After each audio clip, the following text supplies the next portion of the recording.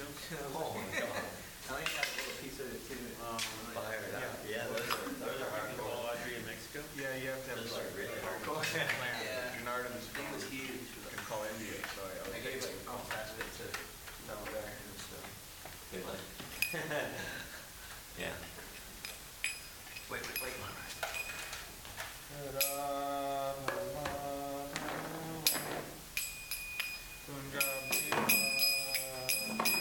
Jaya Radha Madhava Punjabi Ho.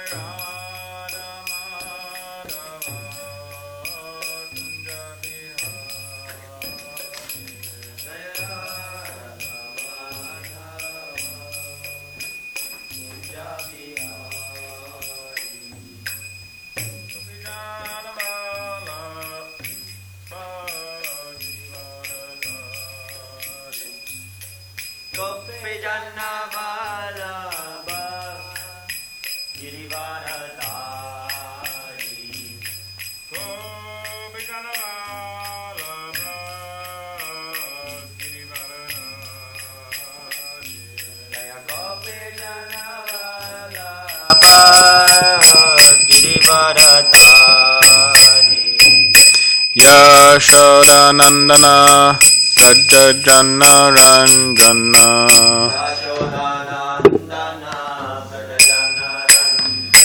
Yashodanandana Prajajana Ranjana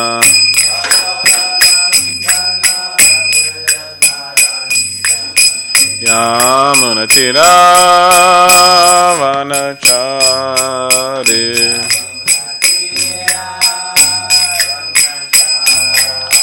Yamunatira Vanachari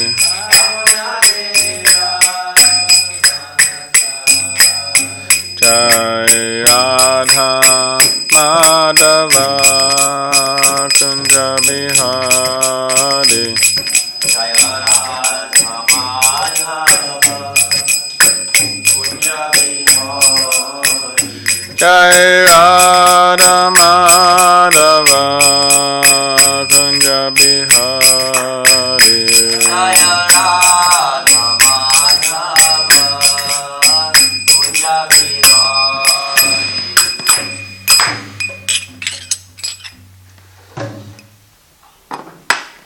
Jai Vishnupad Paramahamsa Parivajra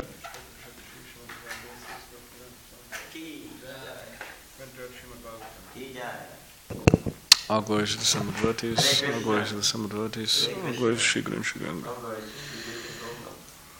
Can you pass the book, Zach? Om Namo Bhagavate Vasudevaya. Bhagavate Vasudevaya. Om Namo Bhagavate Vasudevaya. Om Namo Bhagavate Vasudevaya.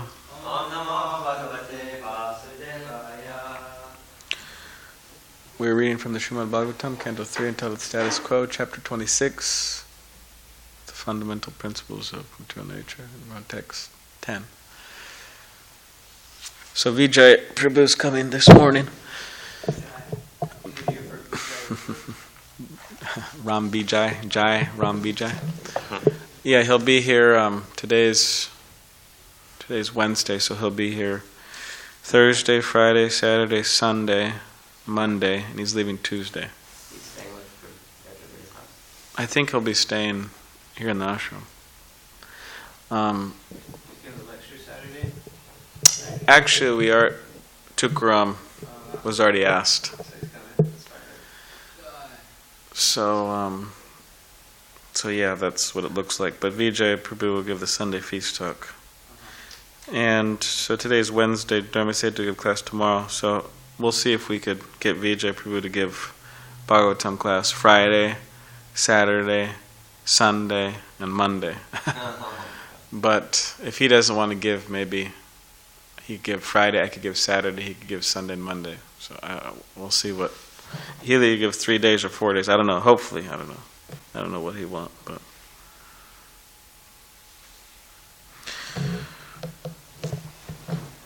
Shri Bhagavan Vacha.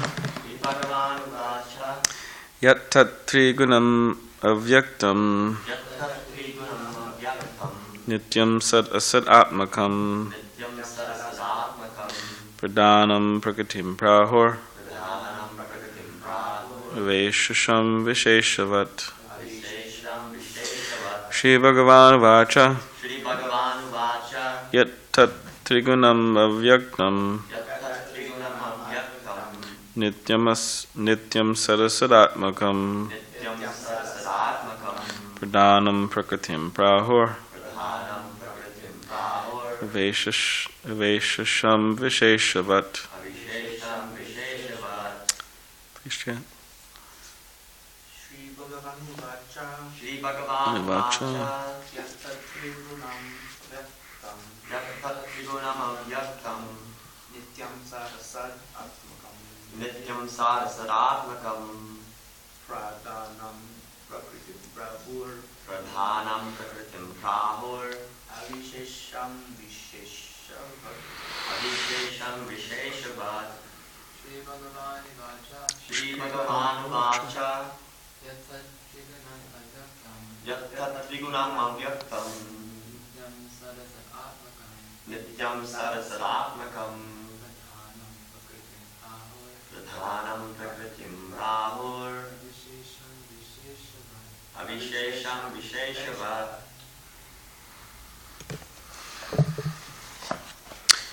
Shri Bhagavan Vacha.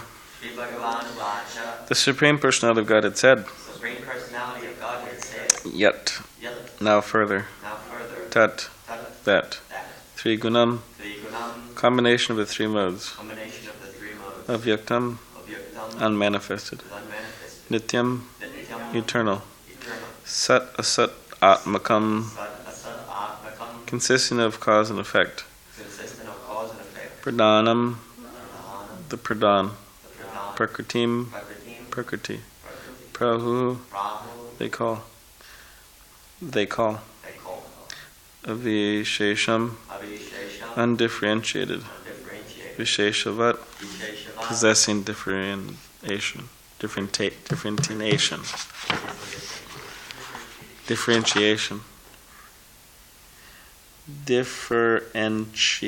yeah, that's right.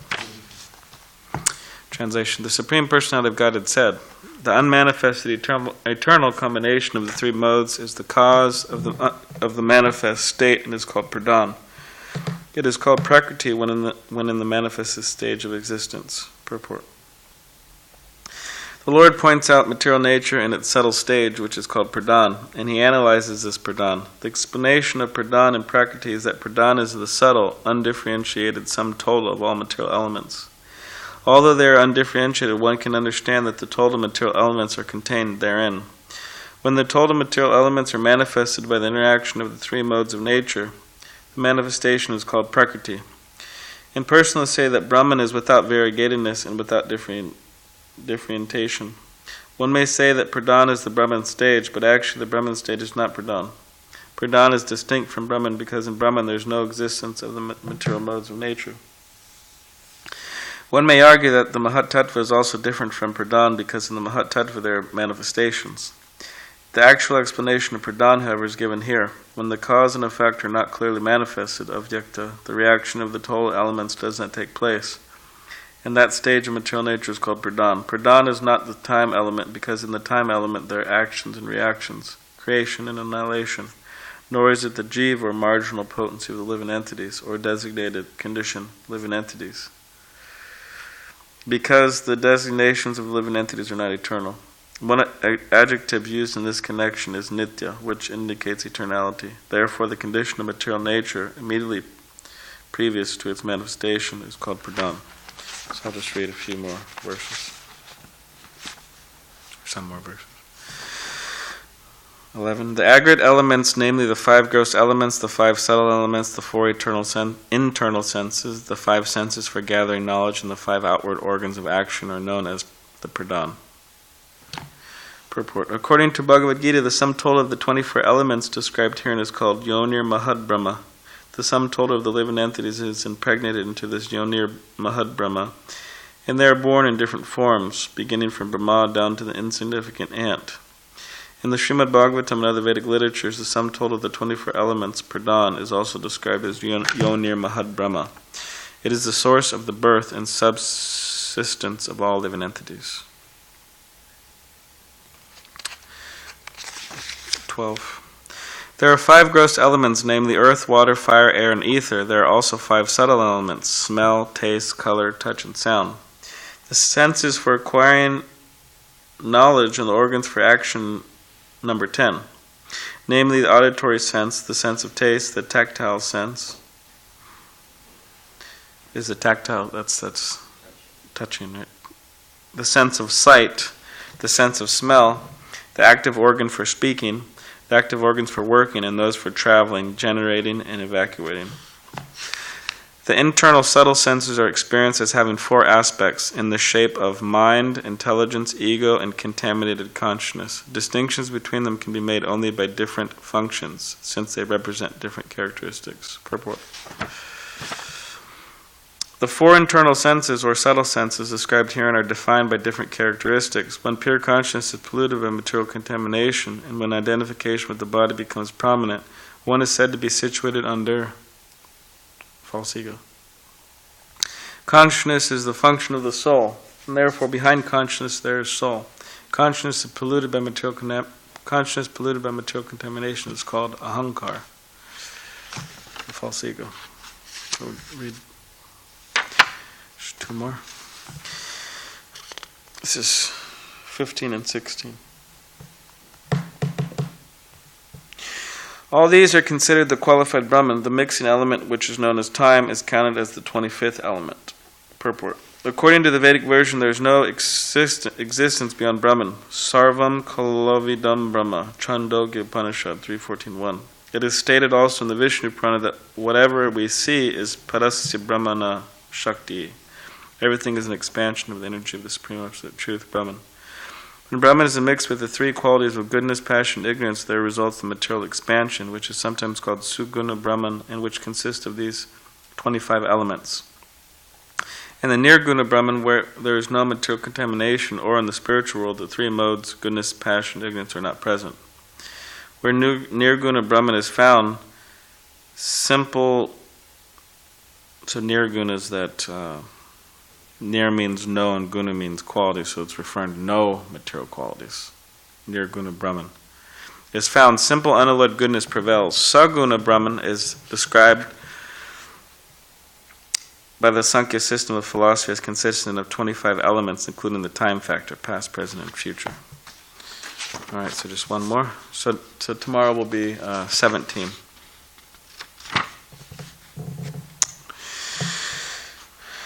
Prabhavam Purusham Prahu Kalameka Yato Bayam Ahankara Vimudasya Kartu Prakritam Yushaha. The influence of the Supreme Personality of God is felt in the time factor, which causes fear of death due to the false ego of the deluded soul who has contacted material nature. Purport. The living entity's fear of death is due to his false ego of identifying with the body. Everyone is afraid of death. Actually, there is no death for the spirit soul, but due to our absorption in the identification of body as self, the fear of death develops. It is also stated in the Srimad Bhagavatam 11.2.37, Bhayam dvitiya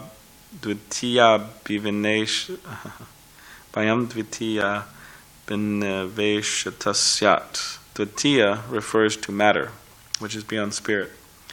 Matter is the secondary manifestation of spirit, for matter is produced from spirit, just as material elements described are caused by the Supreme Lord or the Supreme Spirit.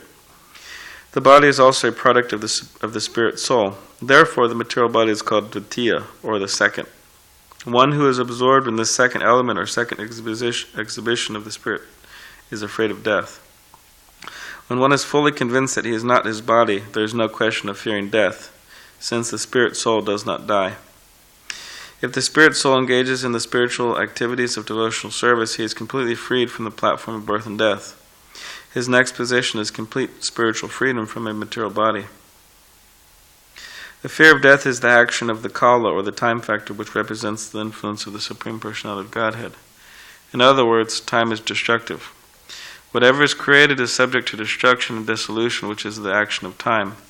Time is a representation of the Lord, and it reminds us also that we must surrender to the Lord. The Lord speaks to every conditioned soul as time. He says in Bhagavad Gita that if someone surrenders unto Him, then there is no longer any problem of birth and death. We should therefore accept the time factor as the Supreme Personality of Godhead standing before us. This is further explained in the following verse.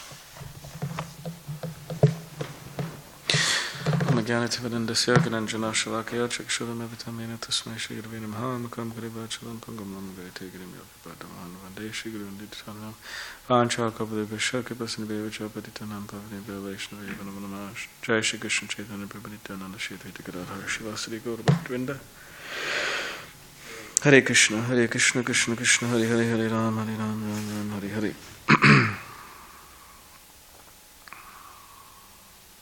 I was just remember Bajranayan Swami giving that class sometime before he left. He said that in New Vrindavan they opened up the altar, and it's referring to Krishna's time. So the pujaris, what they did is they put watches all over Krishna. They put it all over his wrist and his arms and his ankles and stuff like that. And Bajranayan Swami saw that, he said. And then he asked the devotee, he said, "Oh, what is this? What's going on?" And he said, "Oh, well, Krishna says in Bhagavad Gita, time I am." So that's why we put the watches. Not exactly like that.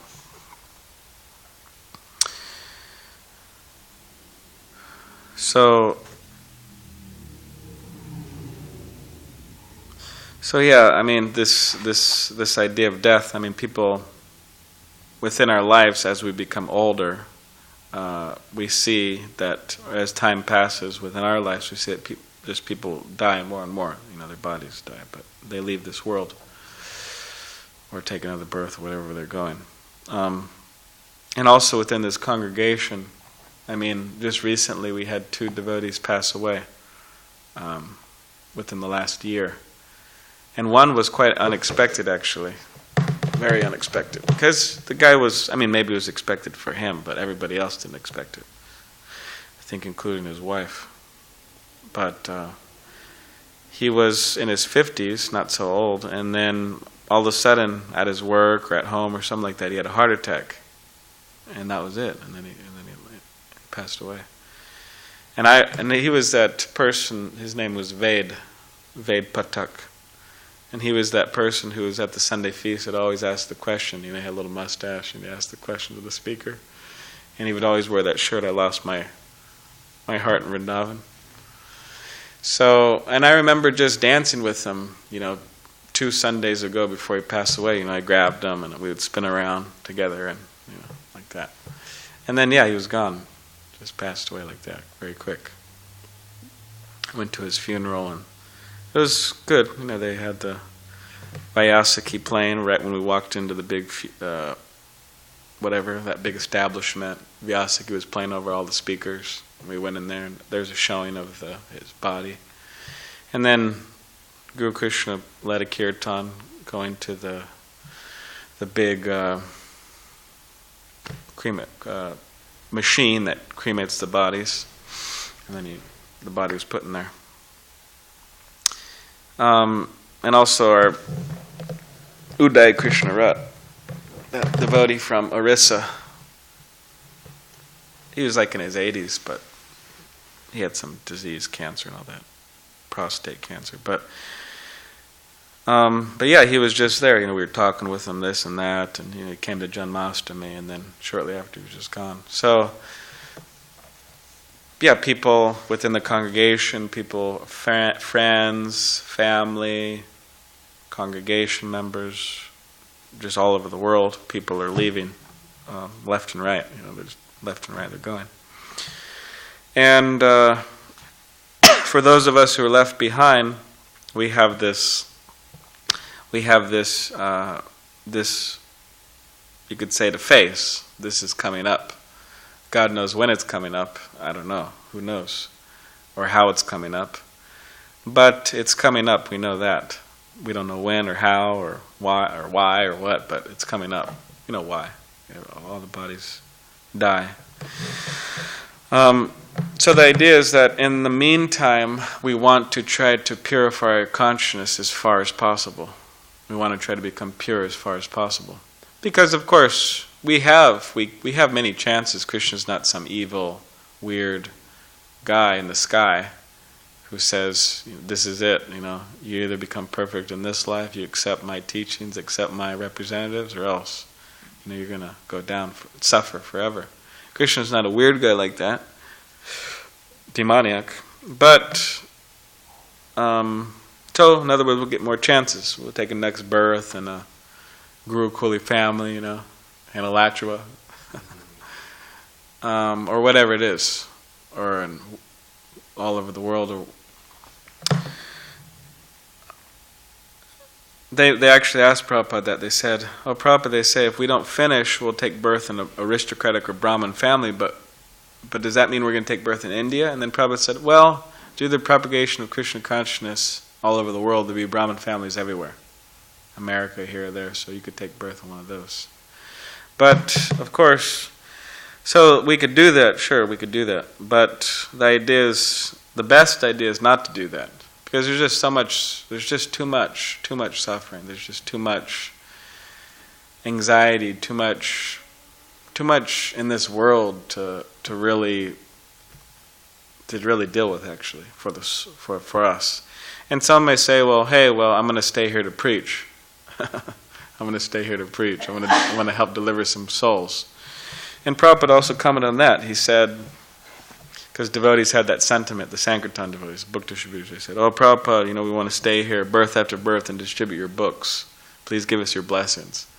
And then Prabhupada said, okay, that's a good sentiment, but better you don't stay here. Better you just go back to Godhead. There'll be preachers here in this world to take care of stuff. So yeah, it's better that we finish it up in this life, so therefore we try to become as pure as possible before that time comes, death. And that is actually said in the Vedic literature that is the test, the final exam, that can we remember Krishna? Anta Narayana Smritihi, can remember Krishna. That's the test of all of our sadhana and all of our pujari service, our pot washing, our cookie making, our sankirtan, book distribution, our harinams, our cleaning of the temples, every single activity we may do. The test is, from all of that, did we come to the point of remembering Krishna at the time of death specifically? So that's what we're trying to train the mind to do. Remember Krishna all the time. Out of affection, out of love, out of affection, like that. And then it says, if we do that, if we're conscious, if we're Krishna conscious, out of love for Krishna at the time of death, and then we go back to the spiritual world. We don't take birth again.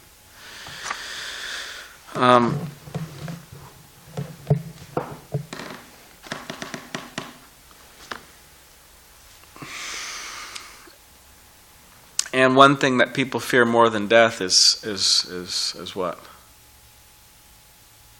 Yeah, public speaking. They fear public speaking more than death. They rather die than speak in public in front of people. But nonetheless, it is a great fear. It's a great fear of death. People have this fear of death. So, if, as Prabhupada mentions here, if we are convinced, fully convinced that we are not the body, then there's no question of fearing death because the soul doesn't die. So in other words, we have the understanding, we have the conviction that we're not dying, that we know what's going to happen after death, that we know where we're going, and so on.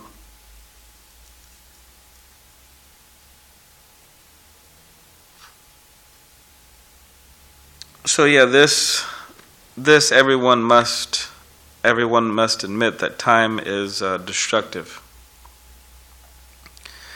Time is destructive. So whatever we have, whether we have money and a bank account or material possessions, iPods and computers and cell phones and and other stuff like that. And what to speak of, we have our personal bodies, right? We have our bodies that are intact right now, that haven't fallen apart yet. But all of this, by the influence of time, is completely destroyed. The money, the possessions, the body, everything's destroyed. So we have to ask ourselves, okay, well, if I spend all my time, all my energy, everything I have in taking care of making sure I got tons of money, I got enough money, and I got enough possessions, and I'm taking care of my body very nicely, then okay, fine. But you spend all your time doing that, but the thing's going to fall apart anyways. The thing's going to fall apart anyways. And of course, people say, "Hey, well, all right, yeah, I know it's going to fall apart. I'm not stupid. I know it's going to fall apart, but I want to enjoy in the meantime. I want to have a good time in the meantime." Okay, great. You want to enjoy your senses in the meantime. But what about when that time comes, when everything's ripped away? What about, is there a next life? Is there, what if there is a next life? Why? I mean, who doesn't want to live, right? Most people want to live forever. They don't want to die. So this is what materialistic people do. They spend all their time and energy on developing themselves materially, even though it's all going to be ripped away. So the idea is that we have to really consider, okay, well, what is important? What is important in my life? And if we're devotees, then we'll think that Krishna consciousness is important. We'll think that going on Harinam is important. We'll think that distributing Prabhupada's books is important. We'll think that washing pots is important. We'll think that worshiping the deities is important. We'll think that all the things we're doing, we'll think that's important. And therefore we spend our time in that way. And what's really important, what's really, you could say the most important, really, when it comes down to it, is us actually, you could say, learning how to love Krishna, of course, but also, along with Krishna, everybody else. That means having relationships, loving relationships with people and Krishna. So that's what's really important, because in the spiritual world, it's nothing but relationships. Krishna is going out with the cowherd boys, right? Krishna is associated with the gopis. Krishna is associated with his mother and his father, and similar devotees like that. And all the devotees are associated with each other all the time, pretty practically. So this development of loving relationships in this world amongst the devotee community will inspire us and help us become Krishna conscious. And then when we enter the spiritual world, we also have relationships there. And if we don't have relationships within the International Society for Krishna Consciousness, we don't have relationships within the temple, then we'll naturally seek out those relationships with other people.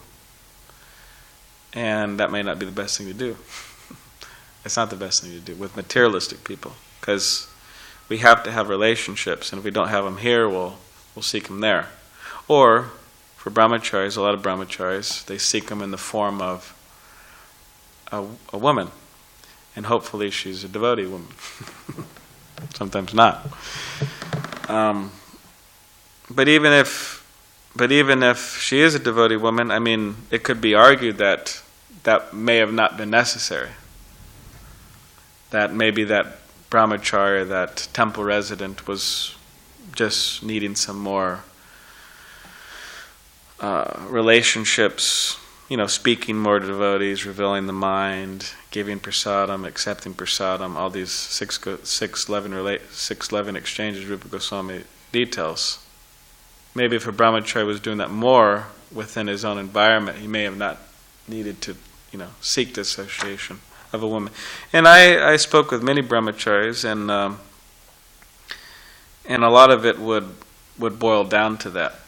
A lot of the times, they weren't feeling satisfied in their relationships in the ashram, so they figured, okay, well, I'll get together with a woman, not a Mataji, because with a woman, you don't see her as a Mataji anymore. You see everybody else as a Mataji besides your wife, obviously.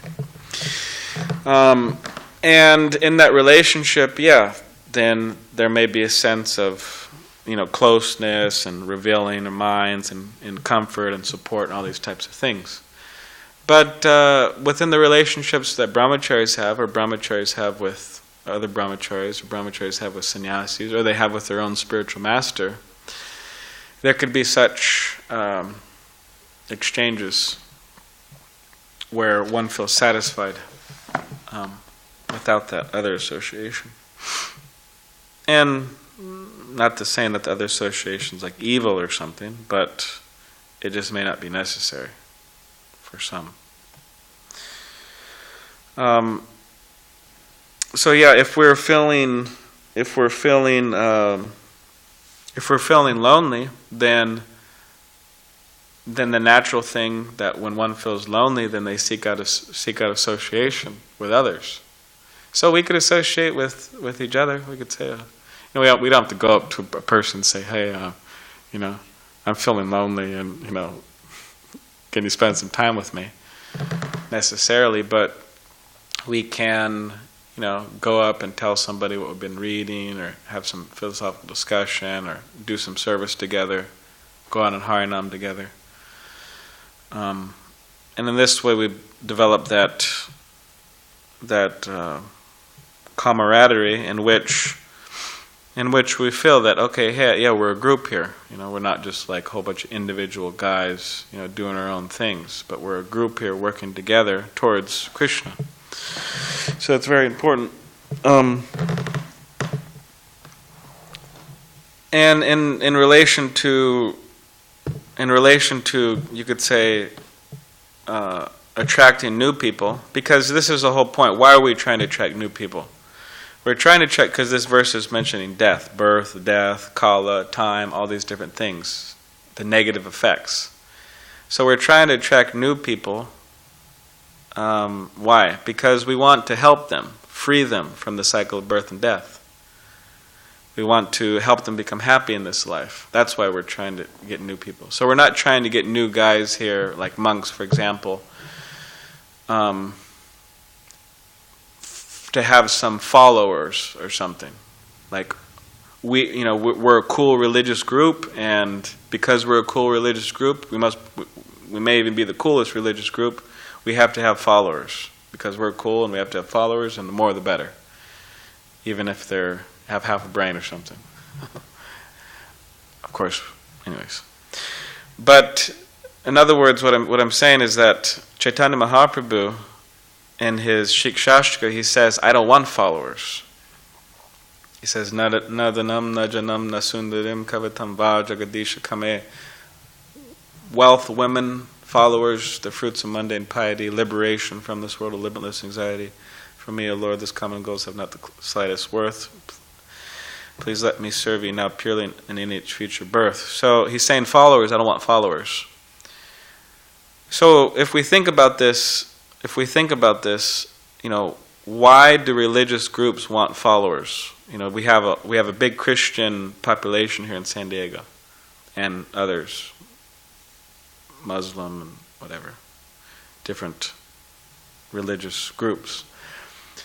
Now, why do they want followers? Now, of course, I'm not gonna lump them all in together, all in one, ball or something. But a lot of religious people nowadays, they want followers because they have this sense that, in other words, there's like a motive. They invite people to their gatherings, and people sense, oh, these guys are trying to convert me. These guys are trying to get me other followers. In other words, there's some motive besides just wanting to help the person. They want more followers. They want, in a material sense, because they have the best religion, and maybe everybody else is going to hell type of thing. So in other words, they want to save people like they're messiahs or something. So we have to be very careful that in our dealings with people, that we don't portray this mood that, hey, yeah, join us, because we want, and we don't say that, but that sense that we want a lot of followers, and we're going to save you type of thing. We're going to save your life because you're going to hell, Because people aren't attracted to that. They see that as cultish, actually. It's like really cultish. I spoke with people recently, and they told me that they would be invited to these religious gatherings, and they would sense this, that these guys are just trying to save me, and save me from eternal damnation, and like they're messiahs, and they're close friends with Jesus or something, and they're personally speaking with Jesus every day, stuff like that.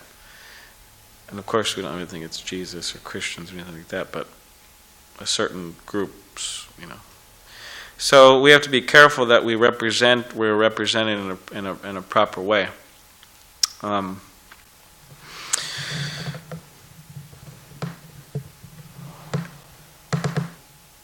And also how we answer questions. How we answer questions is important, actually. That we don't do it in a kind of fanatical, like dogmatic, weird way. How we answer questions. Like I was also speaking to these people, and they told me that they went to this religious gathering, and they asked one of the leaders there, just to see what he thought. They asked him, so if somebody's a homosexual, then how would you deal with them in terms of coming to your religious place of worship? How would you deal with them? And then this person said, which is really not a good answer, really bad answer. It's an answer that will repel a person, even if they're not of that orientation, that sexual orientation. But if they support that orientation, which tons of people do nowadays, by the way, they said, the person said, well, I would try to change his mind. In other words, the guy's already, he's a homosexual. And he said, I would try to change his mind, That was the answer. In other words, it was a bad answer. Because the fact is, and Prabhupada said, and of course, anyways, it's a whole big discussion on, this and that, and homosexual, all this type of stuff. But the fact is, Prabhupada, he wanted everyone to come to the temple. He wanted everyone to come to the temple. And he would say that everybody's welcome. It doesn't matter, gender or color or race or ethnicity. Everybody's welcome. He would say that. So that's the proper answer. That everybody's welcome. You come, you sing, you chant God's names, you associate with us, and that's the proper answer. So in other words, of course, I don't think devotees would answer like that, but we may answer, but we have to be careful how we answer other questions. There's a lot of questions we can answer and kind of like. Now, of course, people could say, oh, well, Prabhupada, he said, there's so many cases. Prabhupada said some far out stuff, pretty blunt and directly right on public television. He would say all types of stuff. So that's another thing. But in many cases, Prabhupada, would say things indicating that, everybody's welcome and like that. It's a very open thing. So we're attracting people, and in the process of attracting people, we just don't want a cheap following, and we just don't want followers just because, we're great and we're saving people. But we want to help people get free from the cycle of birth and death, the influence of time, the influence of all these, modes, like we just were reading, the modes and time and birth and death and suffering. We want to free people, want to help free people from that. So in the process of doing that, we have to, try to present things nicely, in a way in which people will accept and be benefited, and gradually come up to this standard. Just like Krishna Lounge. I mean, so many people would criticize that as I could imagine within India, people criticize, what do you got, mixing of women and men, and it's horrible. You should destroy that immediately. That is a shame to Vedic culture. That's what they would say. But gradually, people come around, they take prasadam, chant, they get purified, and then people may become brahmacharis, which it worked. They become brahmacharis, for example, or devotees. They get initiated. Then there has been devotees who, from that program, not only that program, but with the help of that program, they became initiated. So yeah, the idea of presenting things nicely in a way in which will attract people, and it's difficult this age, actually. It's quite difficult because people are, have their ideas. So anyways, we personally try our best to, overcome the cycle of birth and death, and in the meantime we try to help others. There's different ways in which people ask, people how they're doing. Sometimes, the businessmen, they say, hey, how's the business, right? And then, it's good, making some money, this and that. Or other people say, how are you? Or how's your health, or something like that, right? Now there's one sage, he would ask people, how is your endeavors going to overcome the cycle of birth and death? Like that. So we are trying to overcome that, and because that will please Krishna, actually. And in the meantime, we try to help others. So does anyone have any... Larry, you have some comment, question? Yeah, what's your question there? That's your question. My question is, it's quite a broad topic, but there's some places like in India they don't so much stress their cultural aspects of Krishna consciousness, like in Manji, the one side people here and one side people. Offering the stuff. Oh, really? There's places like that? Yeah, I'm sorry. There's places like that? Yeah. Really? One word. Okay, so, That you visited? no, but I'm told that devotees are very super lovely devotees, but that's just I mean, even in Mayapur, yeah, there's no, right, Ryan? There's no sense. I mean, there's kind of a sense of like men on one side, women on the other side, especially with the Tulsi Puja. They have they have like a whole section, the men have a whole section. But in terms of like darshan time, there's kind of, there's a lot of men on one side and, brahmacharis and men and stuff, but there is a bit of a mix-up at some points, actually. That's what I've seen, but anyways, so there's, obviously. I think it's hard sometimes to get the, yeah. If there's, so sometimes there's more of a stress on the cultural aspect, and then sometimes there's more of a stress on just take the process and just try and hurt Krishna. It doesn't matter if there's maybe bring people everywhere. And then the argument that they give is, well, and especially modern day America is conservative, just turn people off. We won't have to stay there. They just like, okay, can't do it. But what, in your opinion, is the way that we can integrate the cultural aspects of Vedic culture in a way that people don't just... Well, one thing, like, yeah, it's true, people, they may be freaked out by that. There's men on one side, women on the other side, and stuff like that.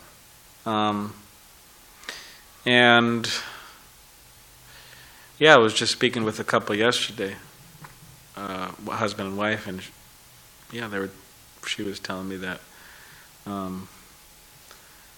that she went to a Christian gathering, and the women were kind of hanging out with each other, and the men were hanging out with each other.